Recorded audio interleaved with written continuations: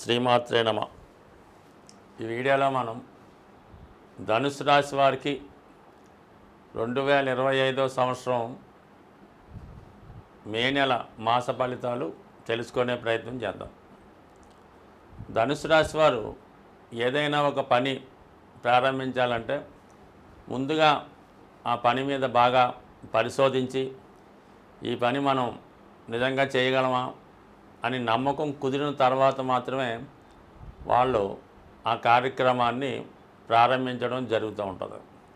అంటే వ్యక్తిగతంగా వీళ్ళు తన కొరకు కాకుండా కేవలం తన కుటుంబం, సమాజం, మిగతా వ్యక్తుల శ్రేయస్సు కూడా ఆలోచించి ఆ పని ప్రారంభించడం జరుగుతూ ఉంటుంది.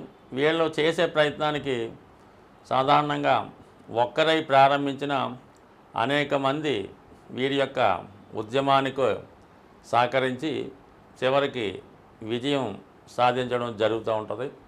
అయితే వీళ్ళు సాధించినటువంటి ఫలితాలు వీరు పొందలేకపోతూ ఉంటారు. అంటే వేరేవారు దాని యొక్క ఫలితాలను అనుభవించడం కూడా చాలా సందర్భాల్లో జరుగుతూ ఉంటుంది. ఇప్పుడు ఈ రాశి వారికి మరి గురుగ్రహం మరి కొంతకాలంగా 6వ స్థానంలో ఉంటూ సరే ఉపాధి విషయాలు, కుటుంబ విషయాలు, ఆర్థిక విషయాలు చాలా వరకు అనుకూలంగా రావడం జరిగింది. ఇప్పుడు ఈ నెల 15వ తారీఖు నుంచి 7వ స్థానంలోకి మారడం జరుగుతుంది. ఇది ఒక విధంగా మన ధనుసు రాశి వారు ఎదురు చూస్తున్నటువంటి ఒక మంచి సమయం అని చెప్పచ్చు.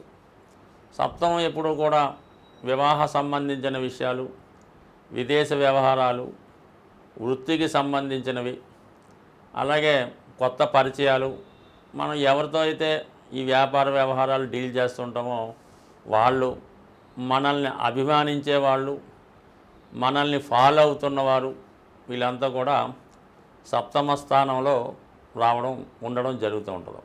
ఇప్పుడు ఆ గురువు మనకి రావడం వల్ల ముఖ్యంగా వివాహ సంబంధించిన విషయాల్లో చాలా వరకు పరిష్కారం అవుతాయి.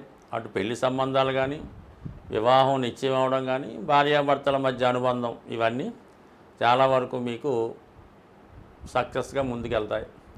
కొత్త ఖాతాదారులు, కొత్త పరిచయాలు ఏర్పడడం జరుగుతాయి. అంటే గౌరవప్రదమైనటువంటి హోదా కలిగినటువంటి వ్యక్తులు, చాలా వరకు సంస్కారం కలిగినటువంటి వ్యక్తులతో మీరు అటు వ్యాపార వ్యవహారాలు కానీ, మీ యొక్క క్లయింట్స్ కానీ, లేదంటే మీ శిష్యులు కానీ అటువంటి మంచి నడవడిక, క్యారెక్టర్ ఉన్నవాళ్ళు రావడం వల్ల మీ పని కూడా సులువవుతుంది. అవతల వారిలో నిజాయితీ ఉంటుంది. మీలో ఉన్నటువంటి నిజాయితీతో అటు వారి సమస్యని పరిష్కరించుకుంటారు, మిమ్మల్ని మీరు సంస్కరించుకొని ఆర్థిక పరంగా వెదకడానికి అనుకూలత ఏర్పడుతూ ఉంటుంది. గురువు ఏ రాశిని చూసినా వాళ్ళకి ఆరోగ్యం, ఐశ్వర్యం కలుగుతుంది. ప్రస్తుతం 7వ ఉన్నటువంటి గురువు ధనుసు రాశిని, ధనుసు లగ్నాన్ని వీక్షించడం వల్ల ఈ రాశిలో ఉన్నవాళ్ళు కంపల్సరిగా సంస్కరించుకుంటారు, మంచి ప్రయత్నాలతో ముందుకెళ్తారు. ఇక ఇంచుమించుగా ఈ నెల 15వ తారీఖు వరకు రవి, భాగ్యాధిపతిగా రవి 5వ స్థానంలో ఉచ్చులో ఉండడం వల్ల పూర్వపుణ్యం ఫలిస్తుంది. సమాజంలో ఒక్కసారిగా మీరు గుర్తింపులోకి రావడం జరుగుతుంది. మీకు కానీ మీ కుటుంబంలో ఒకరికి, అంటే ఇక్కడ ఈ ధనుస్సు, మేషం, సింహం, తండ్రి, కొడుకు, తాత, ఈ విధంగా చెప్తూ ఉంటుంది అన్నమాట. లేదా మనవడు, వీళ్ళలో ఒకరికి ఒక మంచి గుర్తింపు రావడం వల్ల అది స్వభావసిద్ధంగా అది మీ కుటుంబం యొక్క విజయంగా భావించవచ్చు. దాని తర్వాత ఇంచుమించుగా మే 15 తర్వాత 6వ స్థానంలోకి వచ్చినటువంటి రవి కూడా మీకు చాలా వరకు కోర్టులో విజయం లభిస్తుంది. ఏదన్నా గవర్నమెంట్ సర్వీస్లో ఉన్న వాళ్ళకి కానీ, గవర్నమెంట్ ఆఫీస్లో కానీ ఏమైనా ప్రయత్నాలు, పనులు ఉంటే అవి నెరవేరుతాయి. అంటే ఏదైనా శత్రువులపై విజయం లభిస్తుంది. కోర్టు సమస్యల నుంచి బయటపడతారు. ప్రభుత్వ ఇంటర్వ్యూల్లో కానీ, విద్యార్థులు పోటీ పరీక్షల్లో కానీ కంపల్సరీగా విజయం లభిస్తుంది. అయితే కొన్ని సందర్భాల్లో ఆరోగ్యపరంగా కూడా కొంత అనారోగ్య పరిస్థితులు వచ్చే అవకాశం ఉన్నది. కాబట్టి మరి అలాగే అది మంచి సమ్మర్లో ఉంటుంది. కాబట్టి సాధ్యమైనంత వరకు వృద్ధులు, పెద్దవాళ్ళు ఈ సమయంలో జాగ్రత్త తీసుకుంటే మంచిది. మొత్తం మీద ఇది కుజుడు అష్టమంలో ఉన్నాడు. చాలా వరకు నిదానంగా వ్యవహరించవలసి ఉంటుంది. ప్రమాదంతో కూడుకున్నటువంటి పనులు వాయిదా వేసుకోవడం మంచిది, అంటే వెళ్లకుండా ఉండడం మంచిది. అలాగే దగ్గర బంధువులతో విరోధాలు రాకుండా జాగ్రత్తగా చూసుకోవాలి. ముఖ్యంగా స్థిరాస్తి సంబంధించిన విషయాల్లో దీర్ఘకాలంగా ఉన్నటువంటి కోర్టు వ్యవహారాలు కానీ, స్థిరాస్తి వ్యవహారాలు కానీ, రుణాలు కానీ కొంతకాలం పాటు అవి అలాగే కంటిన్యూ అవుతాయి. దాన్ని ఏ విధంగా కూడా డిస్టర్బ్ చేయకుండా దాన్ని పక్కన పెట్టి మిగతా వ్యవహారాలు చూసుకుంటే మంచిది. బట్ ఏదైనా ప్రమాదకరమైనటువంటి వ్యక్తులతో తిరగడం కానీ, అటువంటి కార్యక్రమాల్లో పాల్గొనడం కానీ, వాహనాలు అతివేగంగా నడపడం కానీ, రిస్క్తో చూసుకున్నటువంటి కార్యక్రమాలు చేయకుండా ఉంటేనే మంచిది.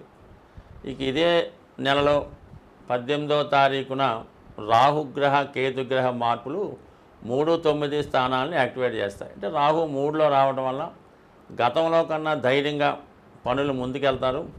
కొంత కొత్త పరిచయాలు ఏర్పడడం జరుగుతుంది. ముఖ్యంగా ఈ మే నెలలో రాహుకేతువులు రాశులు మారడం జరుగుతుంది.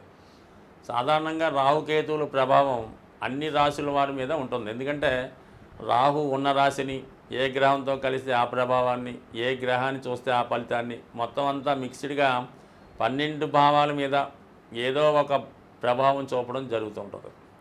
అయితే ఈ రాహుకేతువుల్ని ప్రసన్నం చేసుకుంటే తప్పనిసరిగా, అందుకే మనకి ఈ కలియుగంలో విఘ్నేశ్వరుడు, దుర్గా అమ్మవారు ఈ 2 దేవతల్ని పూజించుకోవడం వల్ల అటు రాహువు అలాగే కేతువుని ప్రసన్నం చేసుకోవడం జరుగుతూ ఉంటుంది.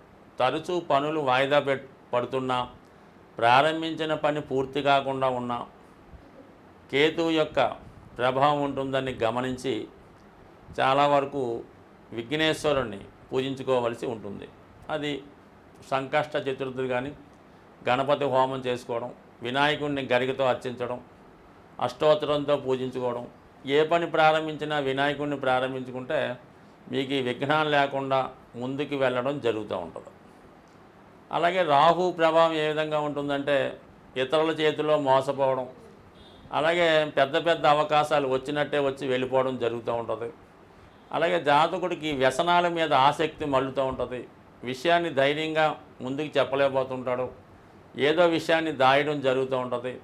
కొన్ని నిజాయితీగా వెళ్ళలేకపోవడం, ఏదో ఒక బలహీనతకి లోను కావడం, ఇలా జరుగుతూ ఉంటుంది. అంటే రాహు ప్రభావం ఏంటంటే చట్టానికి వ్యతిరేకంగా ఉంటుంది, మన సాంప్రదాయాలకి విరుద్ధంగా ఉండడం జరుగుతూ ఉంటుంది. ఈ లవ్ మ్యారేజ్లు, ఇంటర్ క్యాస్ట్ మ్యారేజ్లు, ఈ చిన్న పెద్ద లేకుండా తారతమ్యం లేకుండా వివాహాలు, ఇవన్నీ కూడా రాహు ఏంటంటే పొల్యూట్ చేస్తుంటాడు.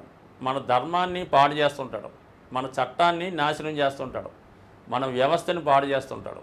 ఇవన్నీ లేకుండా ఉండాలంటే మరి అంటే జాతకుడు తను తాను సంస్కరించుకుంటూ దుర్గా అమ్మవారిని ప్రతి శుక్రవారం అమ్మవారిని కుంకుమార్చన చేసుకోవడం కానీ, దుర్గా అష్టోత్తరం పారాయణ చేసుకోవడం మంచిది.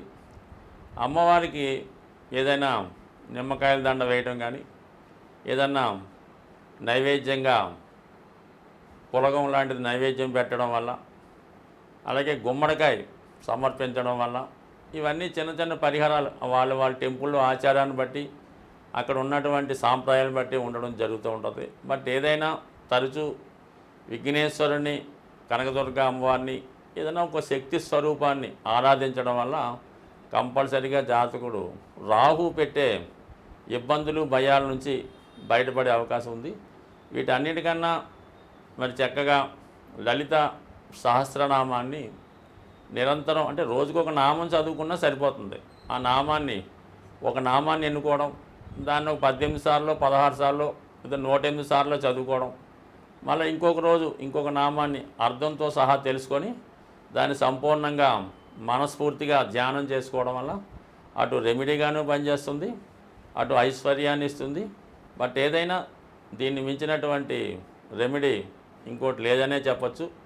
ఏదన్నా ఇతరులు చేయడం కన్నా సొంతంగానే చేసుకోవడం మంచిది. అంటే మా అమ్మాయి ఇవన్నీ చదవదండి, మా అబ్బాయికి కుదరదండి, మేము చేయొచ్చా అండి అంటే మీరు చేయొచ్చు, కానీ ఎవరికి వాళ్ళు చేస్తేనే ఈ ఫలితం తొందరగా వచ్చే అవకాశం ఉంటుంది తప్ప మీతో ఇతరులు చేయడం వల్ల ఏంటంటే ఏదో కొంత ఫలితం వస్తుంది, కానీ ఏదో 10 సంవత్సరాలకో 20 సంవత్సరాలకో వస్తుంది.